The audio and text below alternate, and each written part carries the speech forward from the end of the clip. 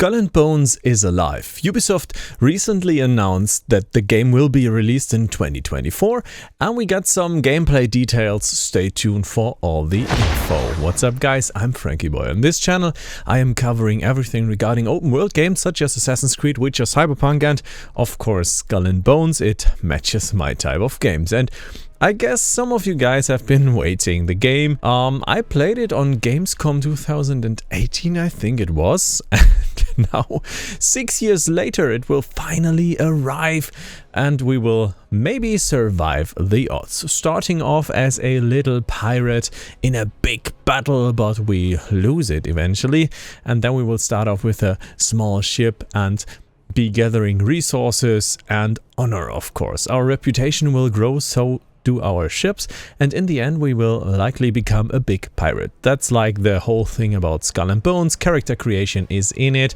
but you can clearly see, okay, it's Assassin's Creed 4 Black Flag in a nutshell, but minus Assassin's Creed, minus the land parts and only the sea parts. We can customize our ship, and we will likely be growing our crew members, etc. throughout the story. For the story parts we can actually go to land, and it looks nice. Like those land parts, they get me excited for that, but I have to say it's really sad that they have no like land part really put into the game for fighting, etc. I mean, it's Ubisoft, they can do it and they are very good at building nice open worlds. Still looking forward to go to those harbors and explore the world beside my ship. They implemented a lot of systems for customizing our ships, such as the look and the style. Of course, we can buy a different ship, choose which weapons we will be using and which defenses we will be using.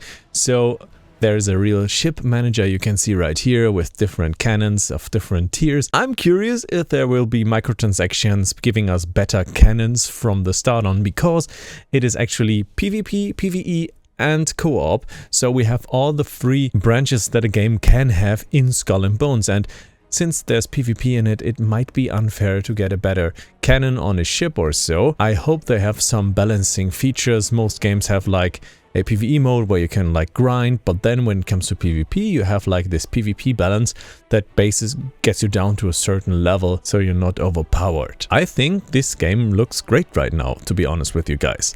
This is all in-game footage as far as the trailer says. It's PC captured, and I think the lighting is really nice and it looks like a decent Pirates game. Even better than the version of 2018. Of course, I mean, Assassin's Creed Odyssey has been looking great, but it's still a little bit better than Odyssey, I think. And of course it has to be, since it's 6 years later now. And I can't believe how many times the game has been postponed. I think it was 7 times or so, and I wouldn't be surprised if they delay it yet another time. We will likely see what will happen in the next beta or betas. There have been a lot of betas with a lot of invitation waves. That's funny because it's a Pirates game, you know. But the game must have been in a state where they say, nope, we're not releasing it, to the good of the developers, to the good of the players who pre-ordered it, etc. Right now, I want to tell you guys, don't pre-order it. We really don't know what we're getting. Keep an eye out on those channels you follow or the press you like and wait for their reveals. There is always a chance of early reviews for games. Sometimes it's just one day earlier, like we had with Avatar, when they are very happy with the game and think it will sell good anyways. They might also allow reviews earlier, but late reviews sometimes tend to be a hint that the game isn't in the perfect state. Avatar is a really nice example in my opinion, because it's a nice game, but it's only a nice game. It's not great by any means. It's just huge. And a lot of Far Cry gameplay. I had a lot of fun, but after 30 hours I think, yeah, I'm done with Avatar. I don't want to play it anymore. And that's totally okay if you like balance a game to be like Assassin's Creed Mirage, a small one. But I mean, yeah, in the case of Skull and Bones will be a huge PvP and hopefully a huge motivational mode, like some kind of co-op or PvP battles that keep us engaged in growing our fleet or growing our ship and crew. So this game really needs to do that. We have certain mission types like escort missions or simply treasure hunts, fighting enemies, fighting monsters. They even added those mysterious monsters that some of you guys hated in the last Assassin's Creed that I personally liked. I really enjoyed fighting Medusa, etc. in Assassin's Creed Odyssey, or those Trial of the Gods in Assassin's Creed Origins were awesome. I totally liked that, and I think it was a great addition to the Assassin's Creed series.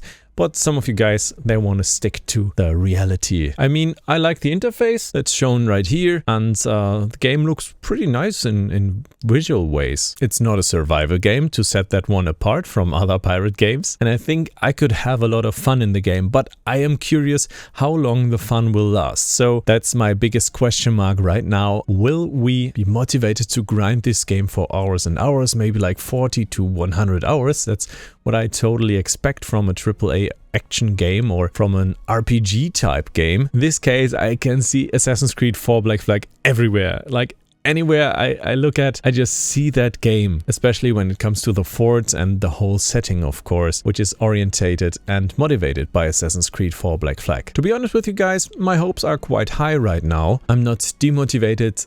I'm looking forward to it, but you always have to stay a little bit skeptical about those releases, because Ubisoft in the near future has been a little bit unreliable, unfortunately.